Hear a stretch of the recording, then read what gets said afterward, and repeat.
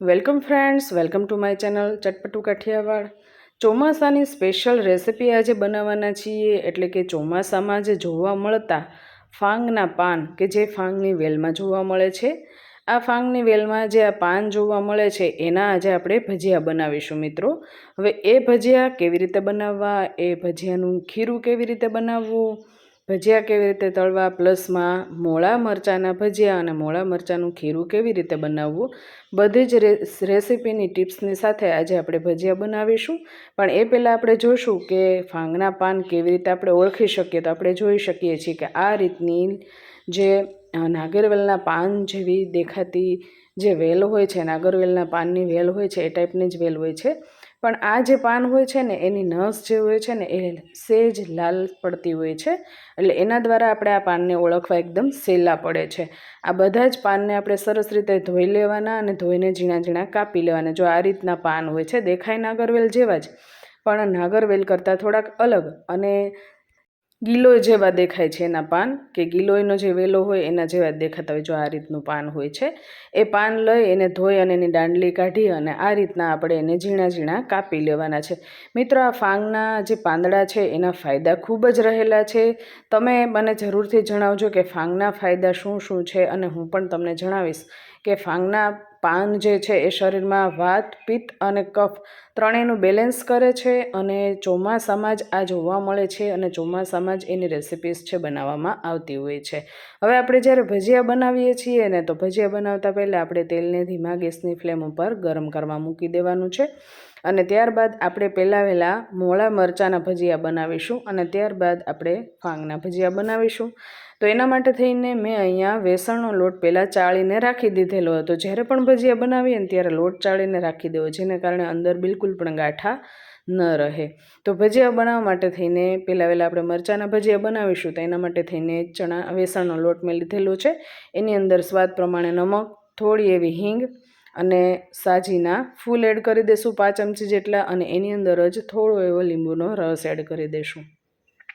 એકદમ પ્લેન આપણે બેટર બનાવવાનું છે, અને એની અંદર આપણે આ રીતે પાણી એડ કરતા જવાનું છે, પાણી નાખતું જવાનું છે, અને બેટર કમ્પ્લીટ એ રીતનું બનાવવાનું છે કે જેને કારણે મરચાંમાં જે બેટર છે એકદમ સરસ રીતે ચોંટી જાય.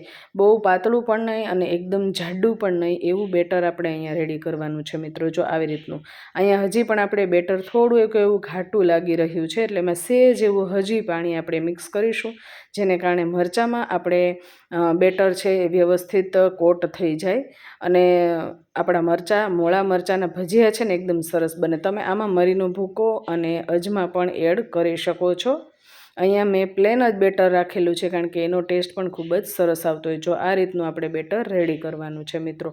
આગળ મરચાં પણ હું નાખીને તમને બતાવીશ. મરચાં આ રીતના કાપીને આપણે રેડી કરી લેવાનું. મોળા મરચાં હોય છે એટલે એને બીજ દૂર કરવાની જરૂર રહેતી નથી. આપણે ધોઈ સાફ કરી અને આ રીતના લાંબા લાંબા કાપી લેવાના છે. અને આ રીતે આપણે વેસણના લોટથી આપણે બેટર જે વેસણના લોટનું આપણે બનાવેલું છે એનાથી કોટ કરી લેવાના છે. જો કમ્પ્લીટ આપણું બેટર છે એ રેડી થઈ ગયું છે. સેજ મરચું દેખાય તોય વાંધો નહીં, કારણ કે ભજીયા દેખાવમાં ખૂબ જ સરસ લાગે છે. જો આ રીતે આપણે મરચું છે એ બેટરમાં બોળતું જવાનું છે, અને મીડિયમ ગેસની ફ્લેમ ઉપર આપણે જોઈ શકીએ છીએ તેલ સરસ થઈ ગયું છે. તો એની અંદર આ રીતે આપણે મરચાં બધા જ જે છે એ તળી લેવાના છે. મિત્રો, આ રીતે તમે બીજા કયા કયા ભજીયા બનાવો છો?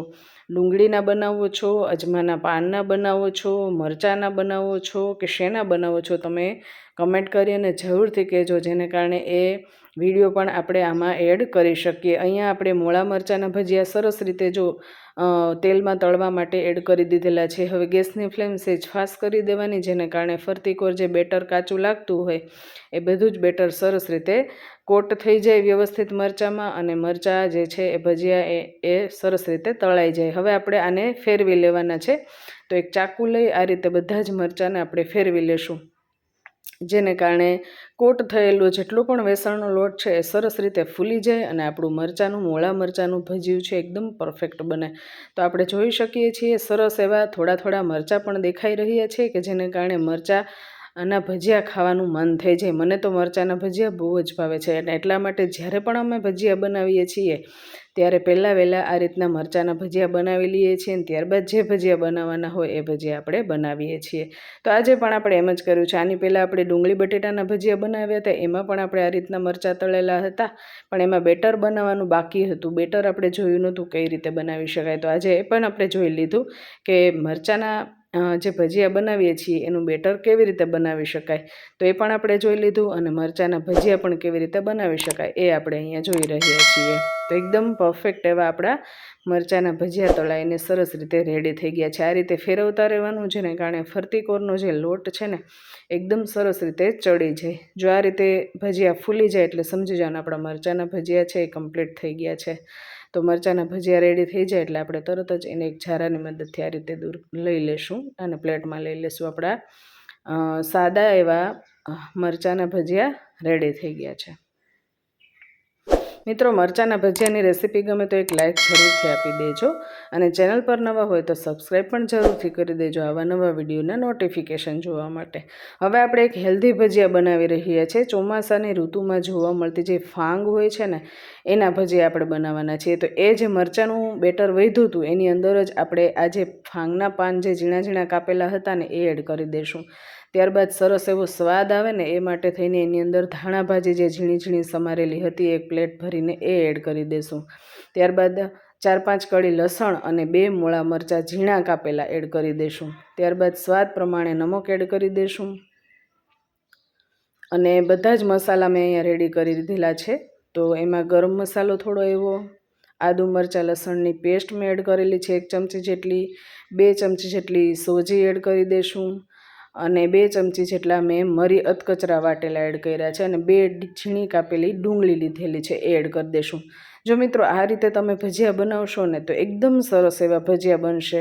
એકદમ ટેસ્ટી ભજીયા બને છે અને હેલ્ધી તો છે જ, કારણ કે આપણે એમાં ફાંગના પાન એડ કરેલા છે. આ ફાંગના પાનના ફાયદા ખૂબ જ છે મિત્રો, આપણા શરીર માટે ખૂબ જ ફાયદાકારક છે. અને આ ફાંગના પાન જો તમે બજારમાં લેવા જશો ને તો તમને એ મળશે જ નહીં, કારણ કે એ ગામડામાં અથવા તો જંગલમાં એની કાંટાની અંદર વેલ થતી હોય છે અને એને ઓળખતા જો પાન આવડે ને તો જ તમે એને ઓળખીને લઈ શકો છો. તો તમે ફાંગના પાનની કઈ કઈ રેસીપી બનાવો છો એ મને કમેન્ટ કરીને જરૂરથી કહેજો મિત્રો. અહીંયા આપણે ફાંગના પાન એડ કર્યા હતા, એની સાથે જ આપણે ઉપરથી બધો જ મસાલો જ્યારે મિક્સ કરી દીધો ને એટલે ઉપરથી આપણે બેસનનો લોટ એડ કરેલો છે. બેસનનો લોટ એડ કર્યા બાદ આપણે થોડું પાણી એડ કરતું જવાનું છે અને બધું જ બેટર છે એ સરસ રીતે મિક્સ કરતું જવાનું છે.